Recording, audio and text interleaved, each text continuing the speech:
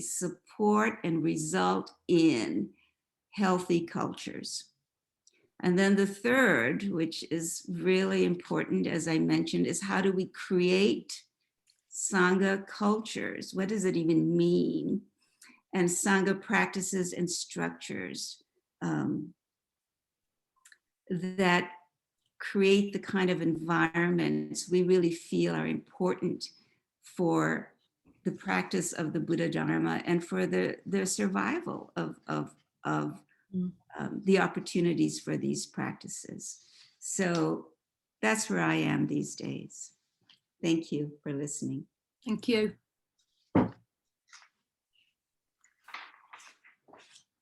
Good afternoon, everybody. I'm coming to you from Beacon, New York, Beacon Zen Temple, at the intersection of the unceded lands of the Lenape, the Mohican, and Wappinger peoples. So I became interested in the ways that power is used in Buddhist communities through my own experience as a lay person practicing in monastic settings, and then later as an ordained person, especially during the time when I was a novice priest. And somewhat uniquely, I've had the opportunity to practice residentially in a number of different communities, both here in the US and also in other countries. And I knew that some of the things I was seeing and experiencing were harmful. You know, I came to this practice, I was in my 20s, as a woman in her 20s, and I received attention that was unwelcome at many times and also harmful. And then I also saw similar things happening with other people. And at that time, I had neither the power nor the framework to understand what was going on and to do anything about it. So I didn't have any sense of what I could do. And I also didn't feel I could speak up about it. So I just, went through it. And it was very painful. So that pain was a great motivator for me later. So by the time I completed my novice training, came back to the United States and entered graduate school and chaplaincy training at very similar times, I had a whole catalog of experiences from which to draw. Not only my own, but the ones I saw from others. And again, not only experiences here in the United States, but those that I was seeing in other countries as well. And there's just a lot more similarity than you would think as you start to see stories and patterns. Then it gives you some scope. So this became something I was very interested in during graduate school. And then during my year-long residency for a chaplain training, I was in a hospital system that taught us all the 4-quadrant model of medical ethics. And that really lines up nicely with an approach to ethics that I think is also applicable for us as clergy. And in particular, this model through the Providence system has mission as its center. So it has that sense of, religious intention at its center. So that was also very informative. And then later, sitting on several ethics boards of hospitals, I've had the chance to take, really painful, complex cases, usually involving families or dysfunction or different types of harm, and unpack those very carefully. So later, when I started joining Buddhist associations as a Zen teacher, and then joined the Soto Zen Buddhist Association Board of Directors, I began to see firsthand cases coming in and to see what was happening when teachers were either not willing or not able to hold their peers accountable. And to be honest, as someone coming into that, I found it very surprising. It wasn't my ideal of what I thought was going to happen, but as soon as I saw it from that point of view, it was also very informative. So this is some of the background that informed me and brought me into this work. And what I really started to understand that as Buddhist clergy and lay leaders, we don't get a lot of training in how to prevent harm, how to prevent ethical misuse and abuse. And there is a continuum. You know, not everything is abuse. The continuum between misuse and abuse is a continuum. Mm. And not everything is sexual abuse as well. You know, we've talked about this a lot with the researchers, that sexual abuse is a flag, and there's often more going on there. Sexual abuse is often concurrent with abuse of power, with spiritual abuse, with financial abuse. So for me, it really started to take a step back towards abuse of and misuse of power. And to this end, I did training in the right use of power. I found it profoundly helpful with Dr. Cedar Barstow, and really understanding a different framework for how we use power, not as harm, but power is a way, something we can use to prevent, to reduce, and to repair harm. So it also helps us to stay in relationship with each other, you know, with of course, our intention of well-being for all. And so then, you know, I started to understand that we could all, including me, use more training in how to prevent ethical misuses and abuses before they reach this, you know, this point of explosion. You know, if you think about a fire drill, you know, we all know what it's like to get training in what to do in the event that a fire comes. And we don't do that just for fun, and we don't do that because there's an active fire, but it's so that when something happens, we already have a framework in place for addressing it. And that includes our relationships to each other. So I've been very heartened to see that a lot of Buddhist teachers and lay leaders have a really strong heart interest in this work. And that really pulls me forward. But I'm also going to name that I've been disheartened to see that a lot of teachers have an active aversion to this kind of work. And I think that's something we need to explore more. Some people don't feel that there's a need, or I've even heard the phrases, you know, why are we doing this? Nothing bad has happened. We'll do this when something happens. And I think that's a profound mistake. We have to really engage with this work now from a perspective of community, and hopefully with accountability, with vulnerability, and with participation by our own selves, right?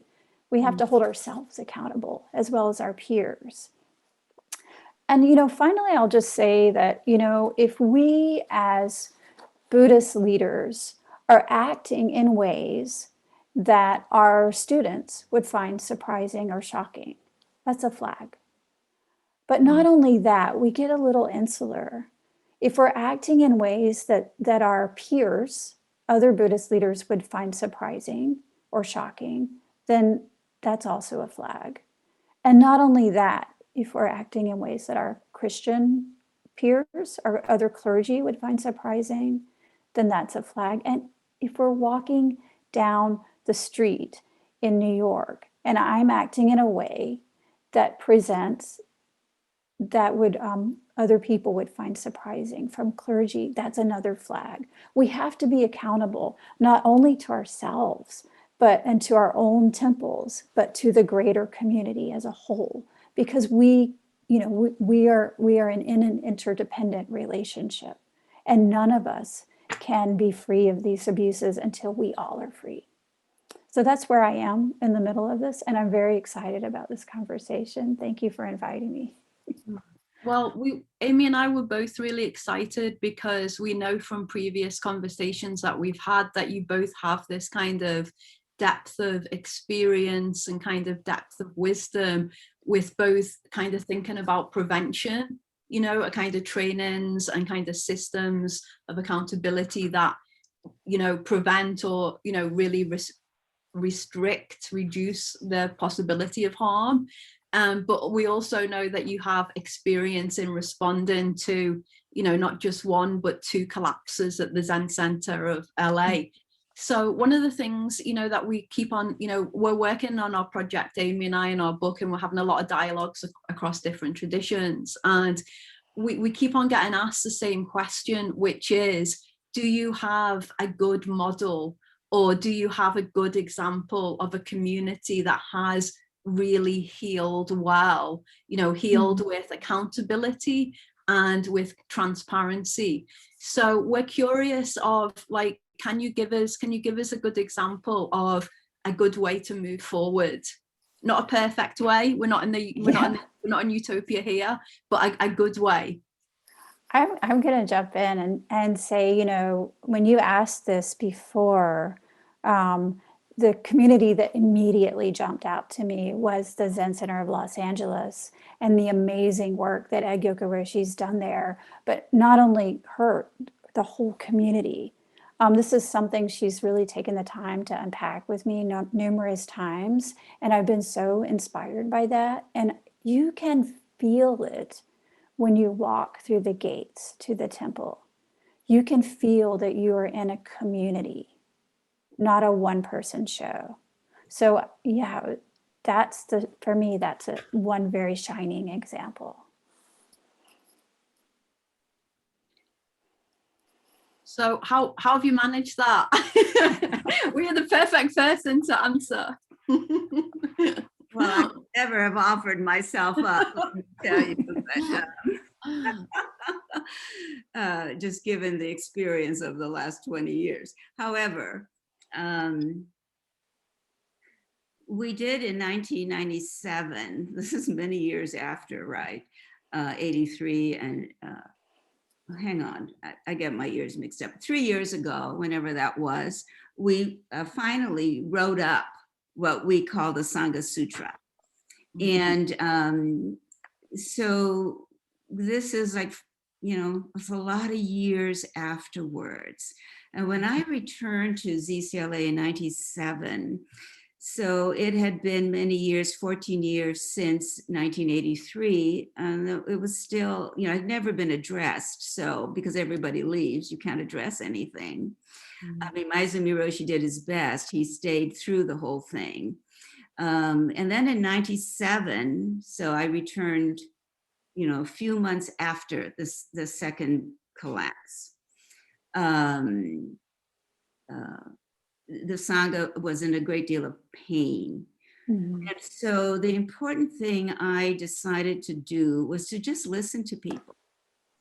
And it turns out this is like the key ingredient. It's a key practice, and how hard it is to do in the throes of an upheaval, when everybody's, in a lot of pain and, saying whatever they want to say and acting out in big ways and little ways. Mm-hmm. Triggered and re-triggered a million times.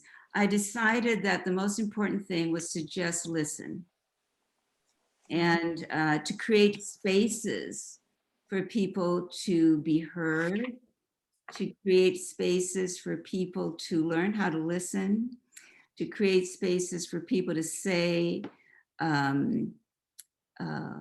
what they needed to say, without really retaliation or consequence.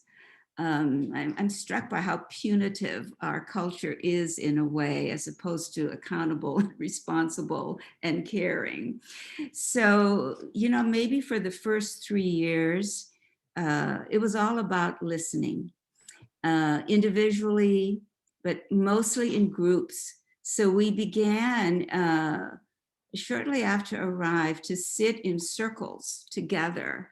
And those of you familiar with Zen places, people face the wall and really don't know how to talk to each other. So we started not facing the wall. We started sitting facing each other. We have somewhat of that tradition anyway, because we have a Rinzai Soto combination of style. But also we began to gather in circles, groups of people, and we learned how to do counsel. And counsel at the time was being taught in the Ojai Foundation. So we brought in 2 of the creators of counsel, people who had really taken it to different levels. of collective listening and speaking. And we began to take on that practice, as green as we were. And it was a wild ride. People would, they would always show up because nobody wants to miss out on what's going on. And then people would just walk out of the council in the middle of it. And then they would return and I would say, oh, you're back. And they'd say, yes, well, I don't want to miss anything. So we kind of started in that way. We have consistently incorporated council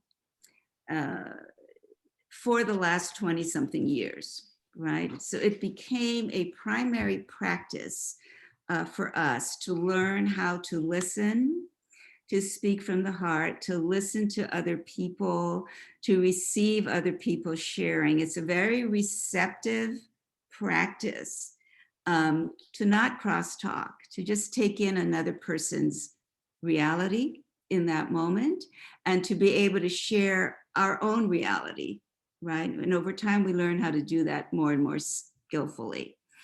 Many people think of counsel as conflict resolution. We never saw it that way, and I discourage people from thinking about it that way. Counsel is really a practice of the deepest kind of listening. It's a practice of not knowing. We have to really drop what we know, drop our perceptions of each other, drop our opinions about whatever it is that's happening. And it really, when we learn to do this, everybody expands. So the collective begins to manifest and to really show itself. It's a very palpable thing. And the wisdom of the group actually starts to emerge. The wisdom and compassion of the group actually emerges. So how we are interconnected, not as an idea, but we actually experience it quite profoundly in the practice of counsel. So that we recognized as like a really big missing ingredient in how we were practicing. So we were quite diligent about it. We still are. And this one practice has actually shaped our whole culture. We had to create, because the Zen Center collapsed, and you may think that's a bad thing for a center collapse, but actually it was a huge gift because we were beyond Band-Aids, and a lot of times we Band-Aid things together. But what I learned is when things like this happen and things do collapse, it's like everything has to change. You can't just change a little bit here or a little bit there, because the whole fabric, the whole culture that created a situation where abuse has happened and maybe been hidden and maybe not dealt with because we don't know what to do with it. Once you start to look at one thing, you end up having to look at everything. So that also became a real, and it still is a practice for us. It's like whatever we're going to pick up, right? We have to be able to unpack and to look and figure out what are the key kinds of guiding questions we can ask that will keep our situation open and keep us looking and inquiring into what is happening. So, that's been sort of part of our work for the last 20 years until we were able to articulate it in what we now call the Sangha Sutra. So I just kind of picking up actually on your mention of a Band-Aid, it got me thinking about some of the things that Amy and I have kind of encountered in our research, thus far. And one thing we've really noticed is there does seem to be a kind of phenomena of what we're kind of thinking of as a kind of cosmetic reform, and what we're also calling a strategic transparency, in which, the aim seems to be more about a kind of good optics of a community. And we notice this especially in communities which have, vested financial interests in, you know, remain in a community. Like you mentioned, it was kind of good that you more or less collapsed because you really did need to build up from the start. But we know that a lot of communities are actually resistant to that because there are a lot of financial issues, you know, mixed in, and we're really trying to pull it all out. A question that I've got for you, and also for Tenku, if you want to kind of you know, have something to offer, is how can survivors, primarily survivors, but also community members, like how can they tell the difference between real reform and cosmetic reform?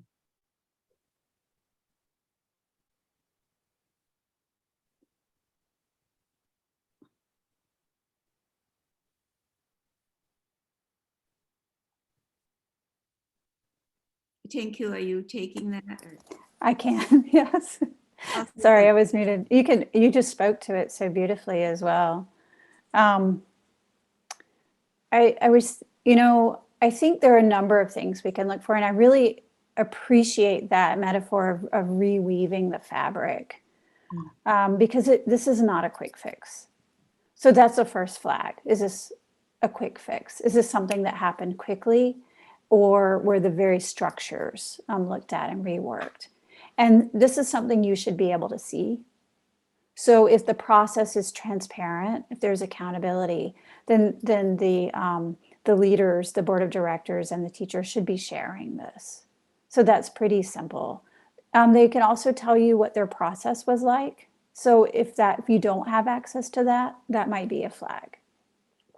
And then something else to really look for is, are you seeing the new leaders looking pretty similar to the leaders who left? And what does that mean? It could be, are the new leaders disciples of the old leaders? Are the new leaders kind of the same personality type? Are they the same gender and race? Are you know, basically you can feel that also intuitively if things don't feel exactly, if you're not clear what's going on. So have a sense of how the leaders were chosen. Is there transparency and accountability around that? And then you should know what happened. And finally, you know, I'm just going to say, check your gut. If that letter that you receive happened quickly and it just doesn't feel satisfying to you, it feels a little slick, then maybe you want to know more. And I said finally, but there is one really crucial thing as well to look for is, where are the survivors? Have they been pushed out? Are they still part of the community? What are they saying? Were you allowed to hear their voices? Were their voices heard? And if they just all of a sudden disappear, that's a flag. So those are just a few things that that come to mind right now. Yeah. Thank you. You know, one thing I do want to mention, thank you for that, Tenku. I think it's important to look at what are the practices we need to be doing now, so that when we are in a crisis, and there will always be a crisis of some kind, that we have the skills and practices that we have been practicing that we can call upon.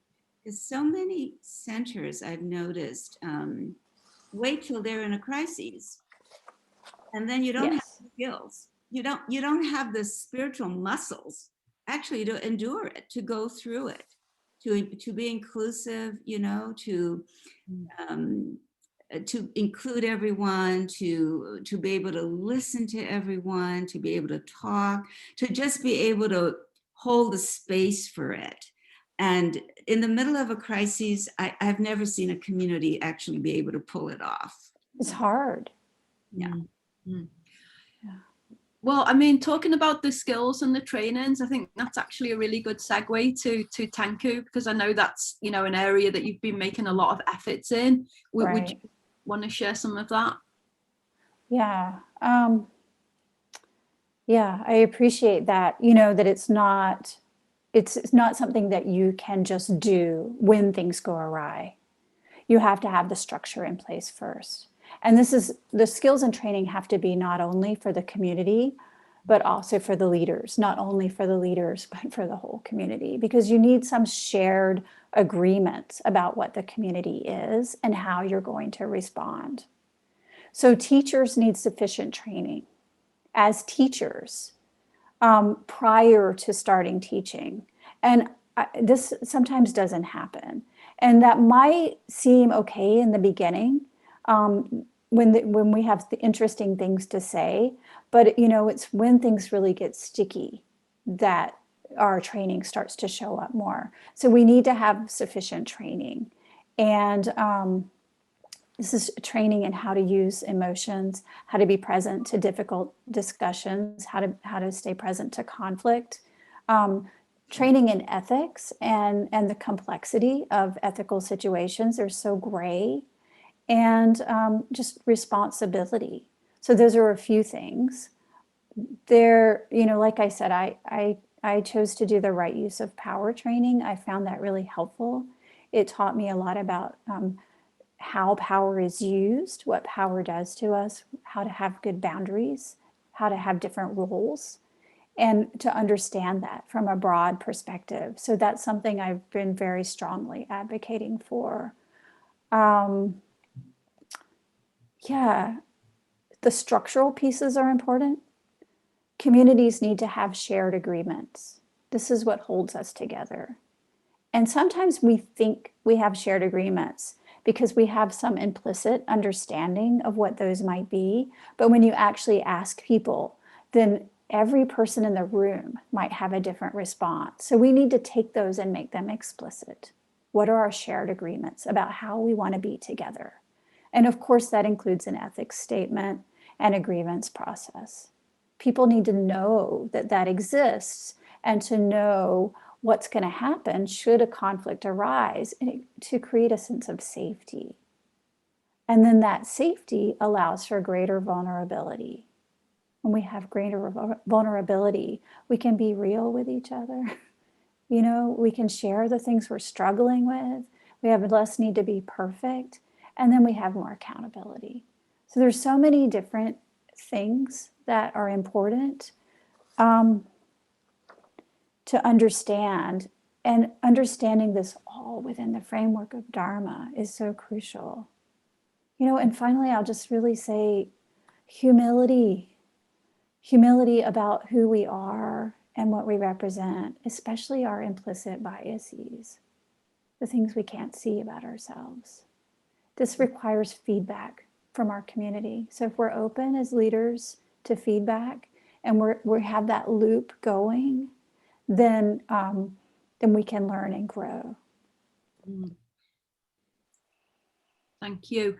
Yeah, one of the things that we've definitely found, and Amy and I have definitely found in our research, is that there does seem to be this common pattern in abuse situations where the abuser, the teacher, normally has become alienated or removed themselves from this, from the Sangha field.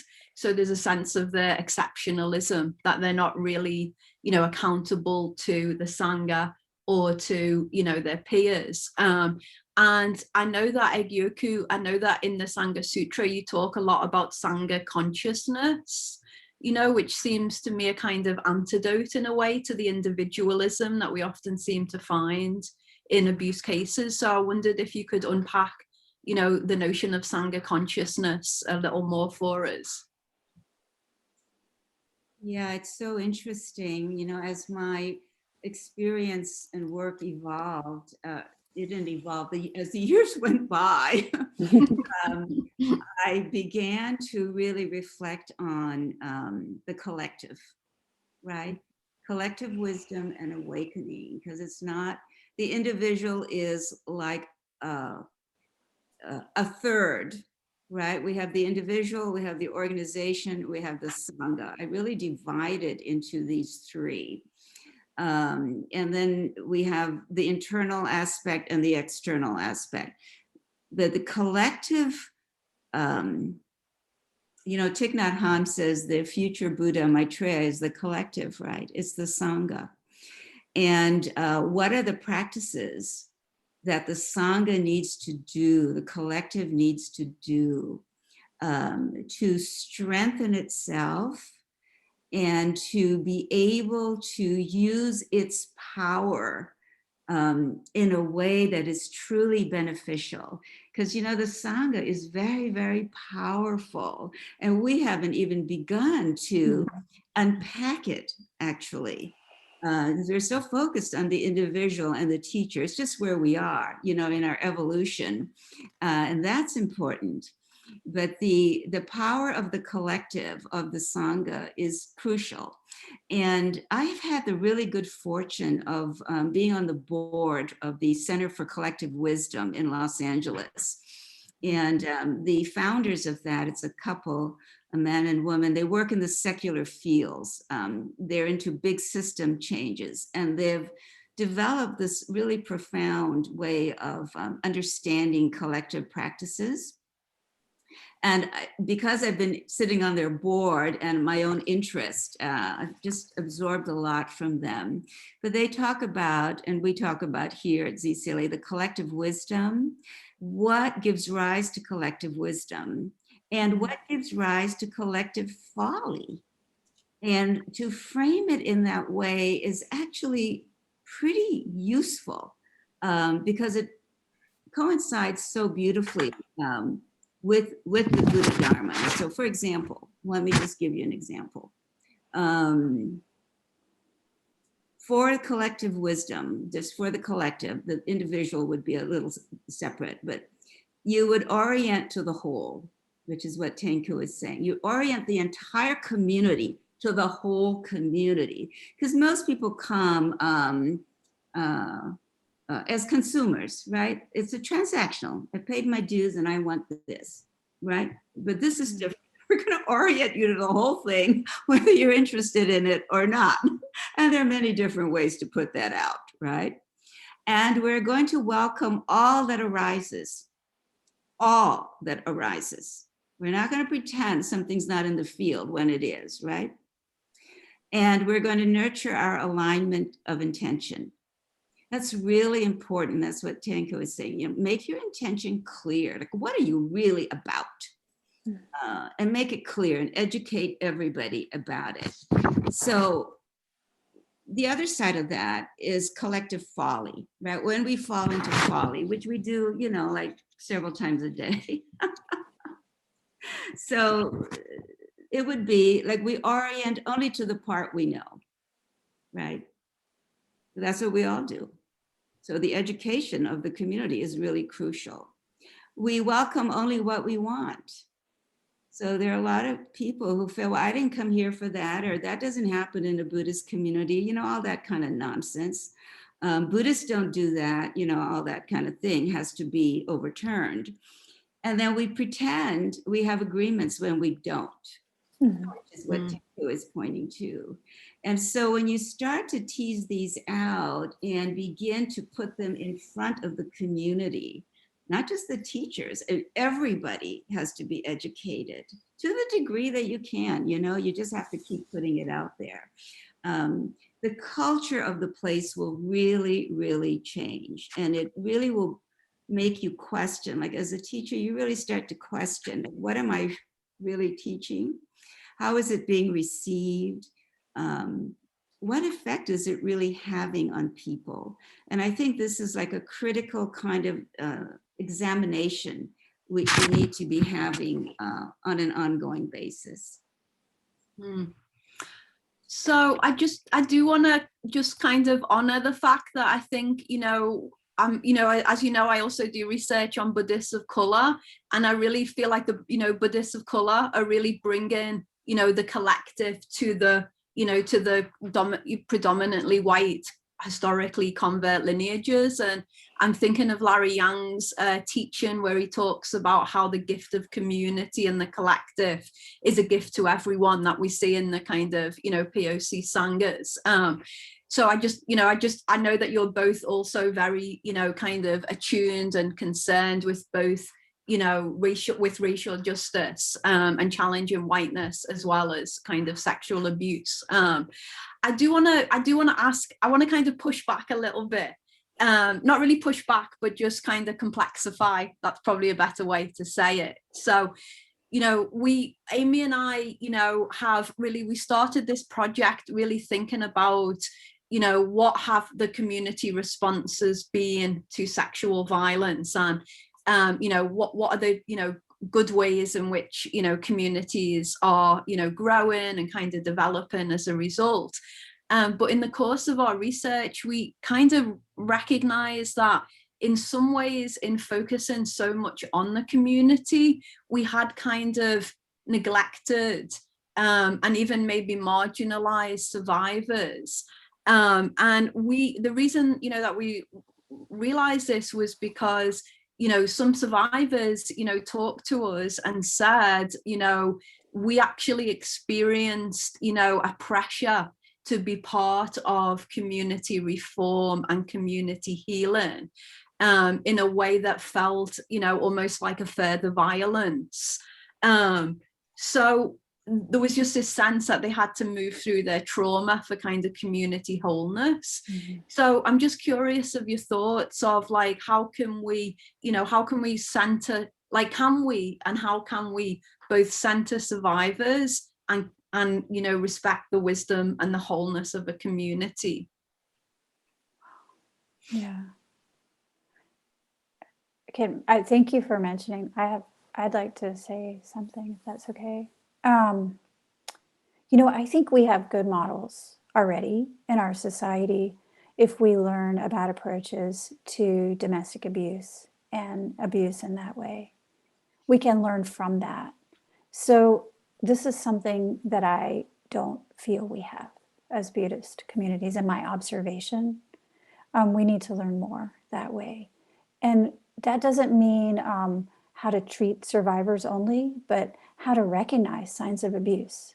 We need training in how to recognize it as it's happening and before it happens. And then to, you know, to recognize what the norms are so that when it does come before our eyes, we can identify without requiring that person to go through the structures that are so biased against the victim, if that makes sense. You know, our society, I think we know the laws of our society are important, they're crucial, and these are laws created by men, white men, that do tend to benefit white men. So then how do we act in that? How are we in that?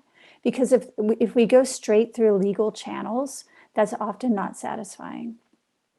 So at the same time, when communities, especially communities who haven't been doing the work of community building, have this kind of a challenge, sometimes sometimes the victim has pressure to join the community, and sometimes they become hyper-focused only on the victim. And I think that's also causing harm, because what that does is lock in the victim to this role of being victim forever. And it doesn't allow them to be full person and their beauty of their full personhood. You know, we all have been through stuff, especially those of us who are female. You know, like I said, started off saying we've been through things ourselves and have experienced it and can continue to grow through that pain, not excusing bad behavior, holding the perpetrators accountable. But we also don't have to get locked into these roles, you know, where we break out the pitchforks and just want to, you know, stab the perpetrator, like, you know, either get rid of the victim or make them the center. It's about the way that we are interacting.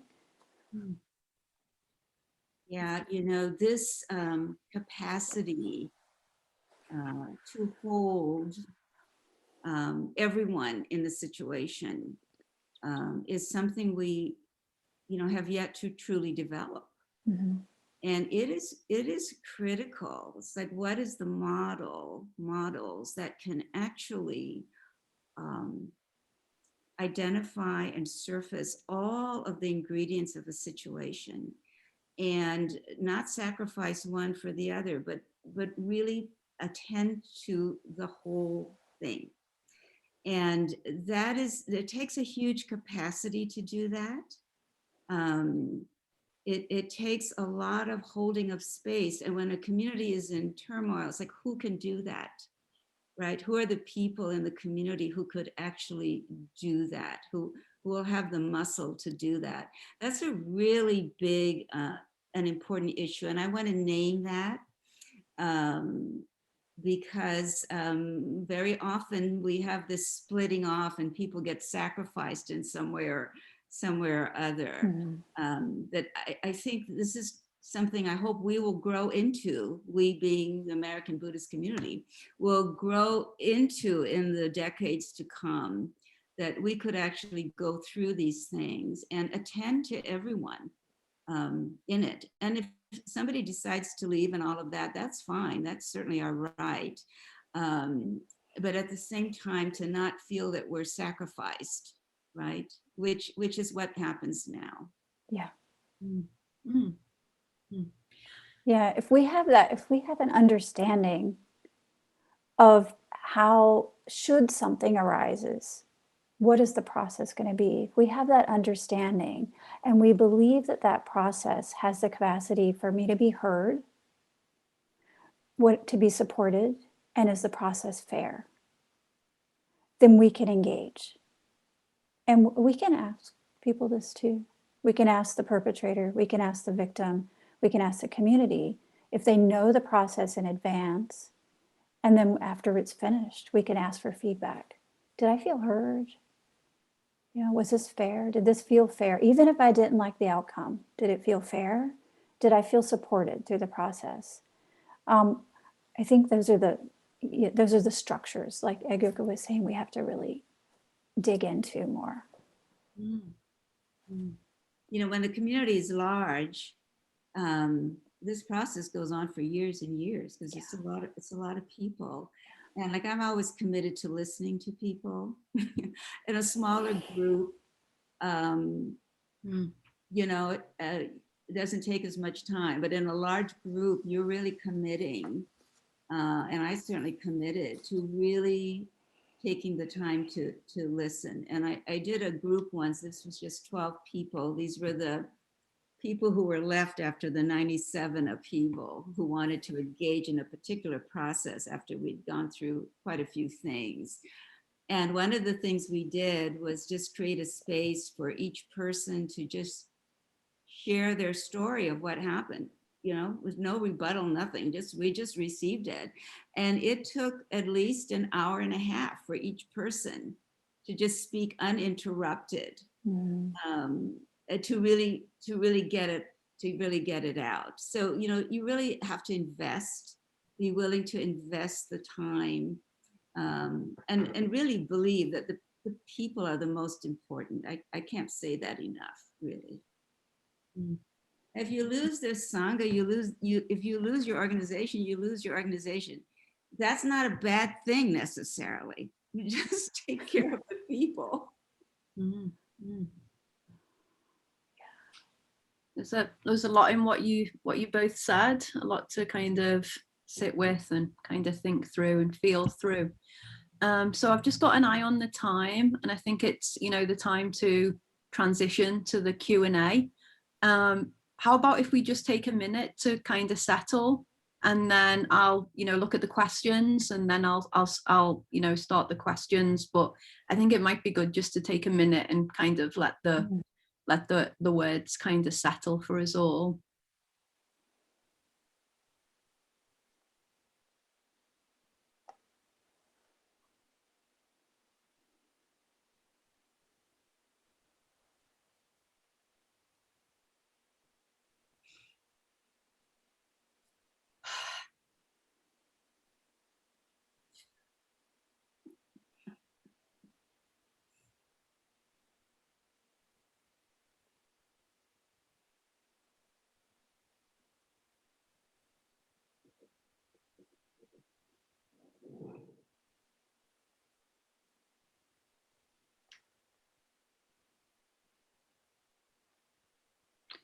Okay, so we've got some fantastic questions. I apologize for those whose questions I don't get a chance to read out.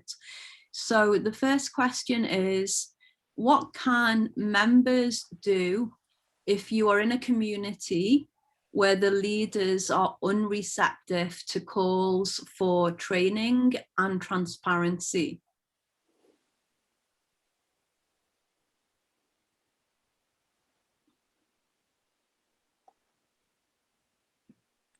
Do you want to take,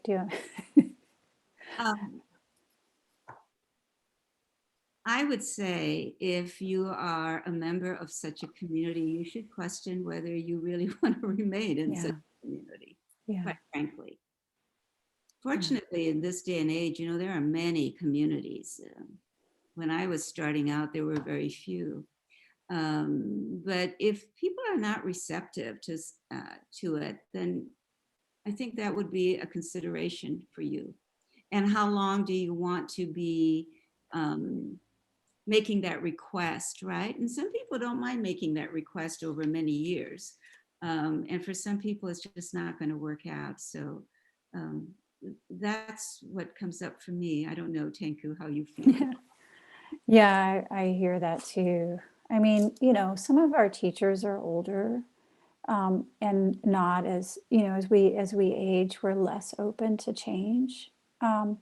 So, you know, that's, you know, this is what the science suggests. Our practice teaches us that everything is change in every moment. So hopefully we can find ways to engage that our teachers can engage with. It might take more time, some things than others, but yeah, there has to be a point where we know when to leave. And, you know, I'll also say it's very important for a Buddhist community to be situated in the larger Buddhist community. So the more we have accountability that way through our larger organizations, then we're going to have more cross communication, right? Community to community communication and member to member communication. So, you know, if this community over here hasn't really engaged that much, but then they go to, say, a national conference and they see what everyone else is doing, and they're like, oh, I wasn't so sure about that, but now I can see the benefit, then that could open a door as well. So really, you know, encouraging your leaders to be involved in these national organizations can help as well.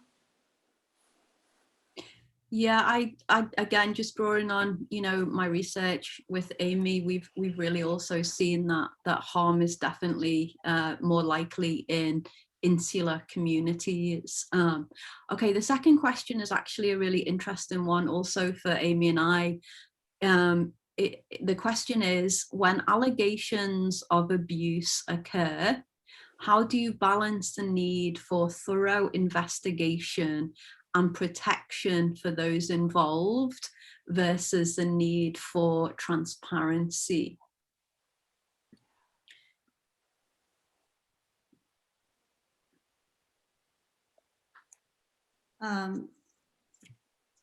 That's such a big and important question. If the organization has has thought through a procedure for how you will address these things beforehand, it will be very helpful to at least have a container that you can go to consult. You know, we have to protect, of course, the confidentiality of people. At the same time, it's important to say something about what has happened. In our ZCLA, in our situation, we may not give out details, right? But we will let the Sangha know that such and such has occurred, and that this is how we're going to, and this is the procedure, this is what we've engaged, the practices we're engaging to deal with something. And, you know, that's just one side of things. We all know when something blows up in a Sangha, right? everybody knows already. So it becomes, well, not everybody, but a lot of people do, because people talk and there's gossip and it's the whole thing is already happening. So it just becomes really important to think carefully about what will be put out and what are the parameters of confidentiality in a particular situation, because people do deserve to have their spaces protected. And I think also to really make sure that the people who are in the core, in the nexus of these painful situations, that there are people in the Sangha who are their allies, right? Who are their companions. They will just stand by them in their space, because that becomes really, really important. You don't want to sacrifice anybody. And it's an opportunity to really educate the whole community about the complexities of these situations, that things need to be investigated. Whatever you've heard is one part of the whole complicated thing. So it becomes a really important opportunity to educate the whole collective about how we're going to attend to this and the complexity of an issue. I don't know if that helps, Anne. Thank you. Tenku, have you anything? This is hard. It's really hard. Initially I felt like, these things, we should keep them pretty private, and that privacy can allow the behaviors to continue. So I don't know how many of you had occasion, I would say unfortunate occasion, to come across the Shimano archives. So this was an airing of patterns of behavior that had happened over many years. And when I initially heard of that idea, I was just kind of recoiled. I'm like, what is that? But that's what allowed that pattern of behavior to finally stop. So for me personally, I don't really have a strong sense right now of where we are. I think each community has to find its place, but maybe I'm really keeping in mind the core of Buddhist teachings as we do it. What is our intention? Is our intention to harm? Is it to get even? Is it retribution? What about the principles of right speech? Is it necessary? Do people need to know? And am I presenting it in a way that's kind and not harsh? Those are the measures we have that we can use. Lately, we have a tendency towards a lot of transparency, and maybe too much. Not everybody needs to know everything. I think a lot about this quotation from Shunryu Suzuki that's, do not destroy their beautiful dream of practice. It's not up to me, who's been practicing for a few years, to crush somebody's, initial love of the practice with, but you don't know yet, you have to learn all the bad stuff. No, there's a time for that. They're going to find out anyway.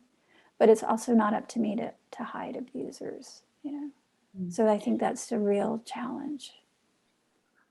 Yeah, I'll just add from, our research, we're, only halfway through, so it's a provisional kind of observation, but we've found that privacy for victims or survivors of abuse is really important for their well-being, because they often do face kind of retaliation, harassment, character assassination from Sangha members who are supportive of the abusive teacher.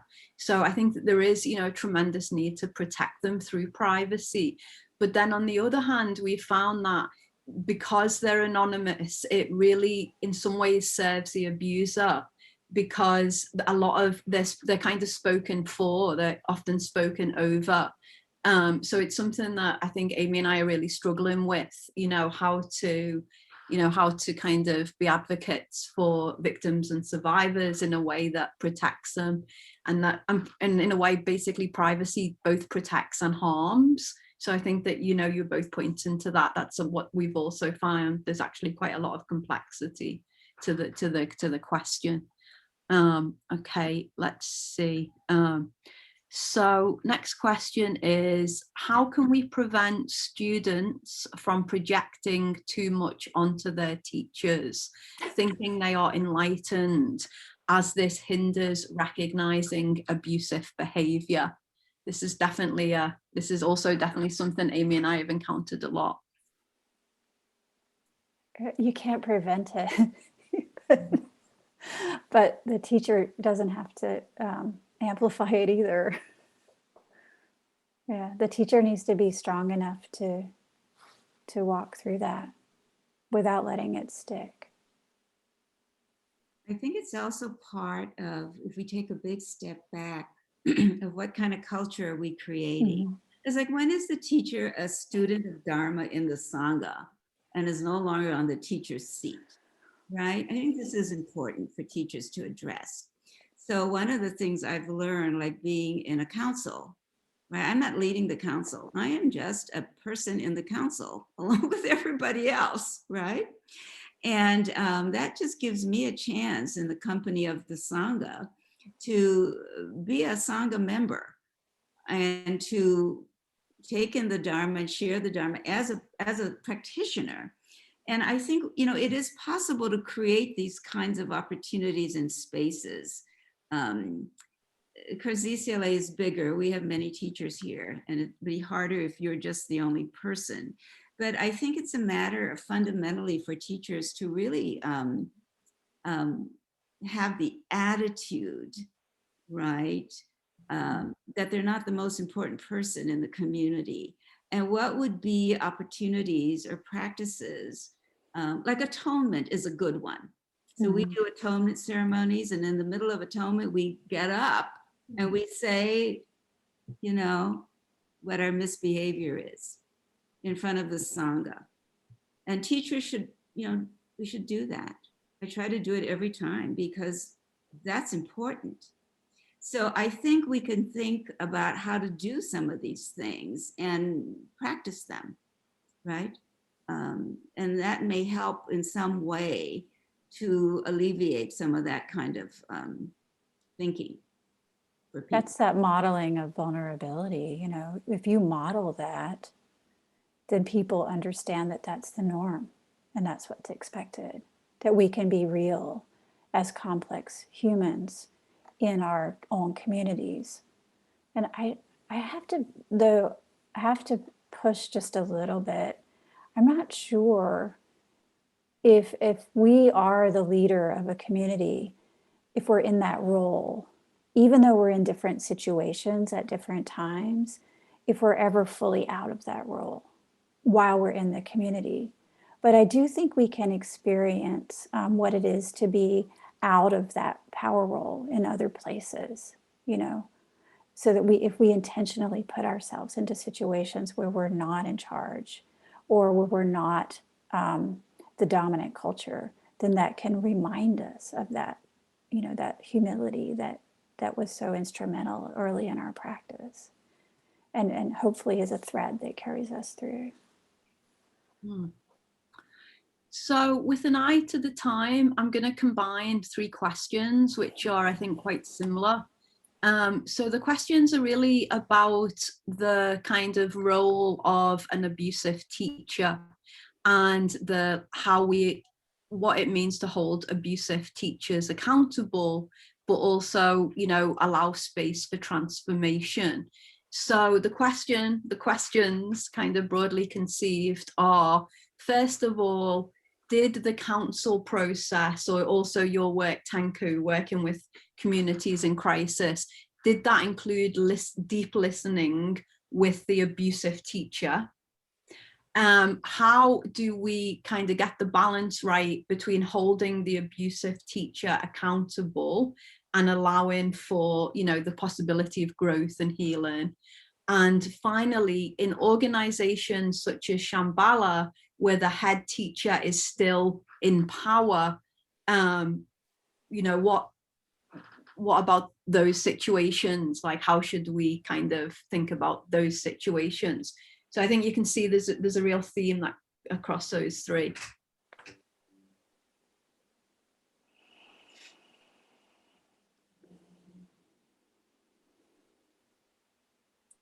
Do you want to start, Egyoku? No, you can start. Yeah, sure. Listen, I think about if I could take this, the Buddhist community is my home. So if I think about a situation that's a little outside of my home, like my work in the hospital, and I think about a family that's not my family, but I'm there to help. And they're really enraged. They're going to sue the hospital. Their mom is dying. Things are really dysfunctional. Then always I start by listening. What's going on here? Tell me your story. Tell me what's going on. And often the most angry person just meh, meh, meh, meh, meh, meh, meh. And finally, after they've just played it out, then you start to understand what's really under there. So I do believe in listening deeply if they're willing to share and if there's skills involved. This question was so multifaceted. I don't know, but that would be a start. Yeah, I believe in hearing everybody. There's often pain for the abusers as well. It doesn't excuse their behavior. And to get to what's underneath it, to get past those protections that we put up, that power and the harm, then we have to at least let it play out. That doesn't mean that they get to stay.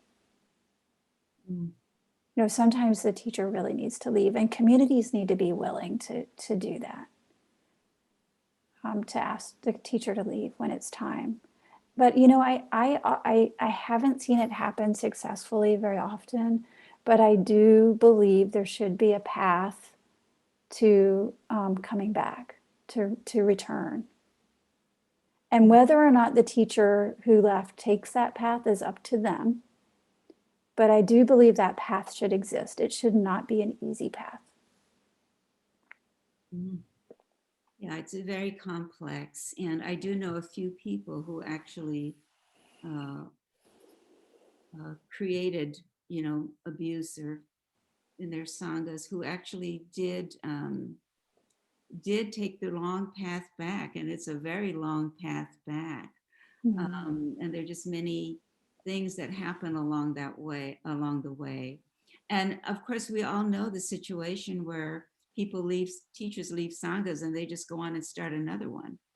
So it's like being in the Wild West of these things right now. We're a long ways from figuring out how to actually go through these and hold people truly accountable for behaviors.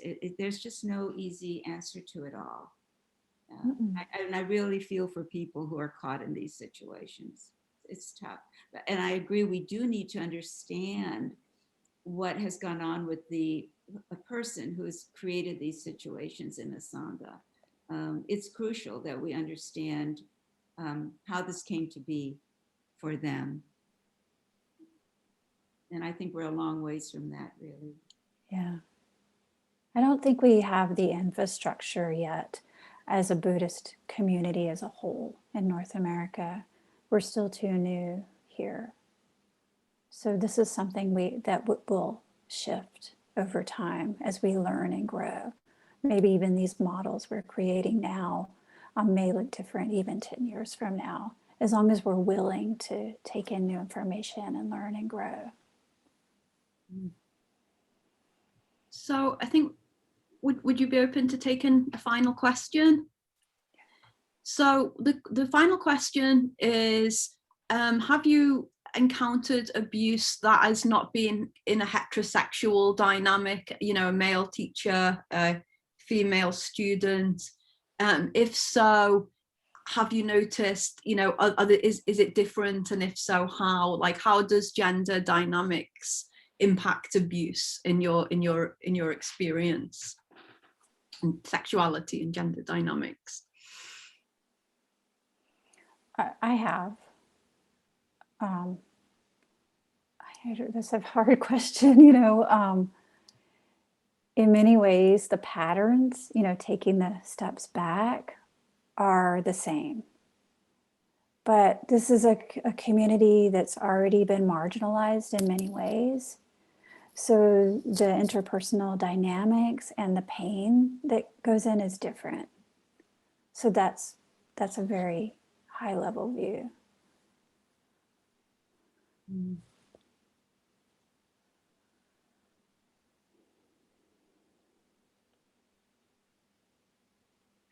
Well, I also, want to, be sure to acknowledge that there was, abuse of male students in Shambhala by Chogyam Trungpa's successor, Ozul Tenzin, and also Triratna, a British Buddhist community, had a history of sexual abuse of male, involving male abusers and male victims and survivors. Amy and I haven't done enough research yet to really articulate any differences, but we've definitely got an eye to thinking about gender differentials and hierarchies of power, how they might play out differently. But I think we've really encountered, the same pain,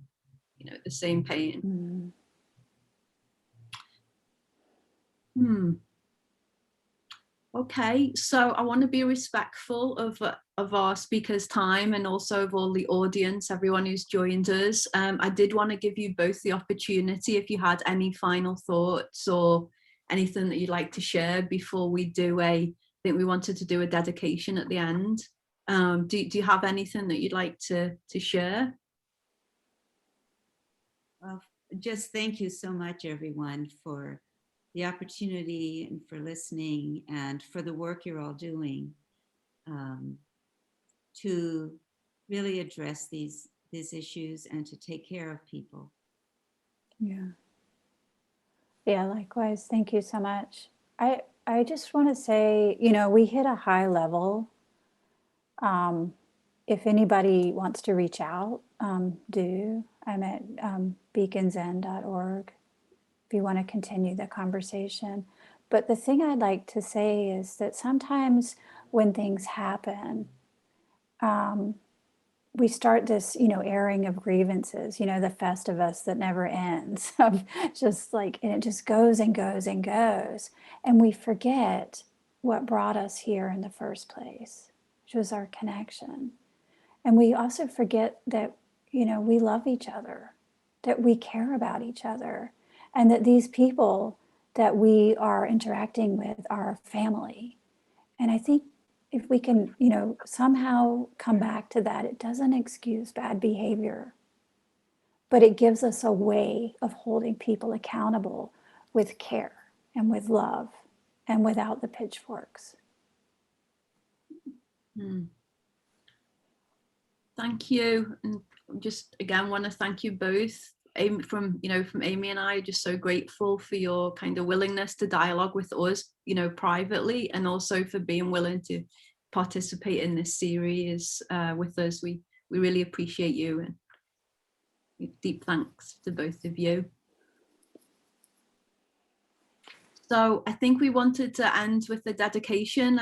Tenku, were you going to lead us in the dedication, or Egyoku? I wasn't sure. I think Egyoku was. Wonderful. Tenku. I thought it was Tenku. Oh, really? Well, shall we? Do you want to just do the Bodhisattva vows? Is that okay? Beings are numberless. I vow to save them. Delusions are inexhaustible. I vow to end them. Dharma gates are boundless. I vow to enter them. Buddha's way is unsurpassable. I vow to become it. Thank you so much. Thanks, everyone. Hopefully see you in June. Be safe and well.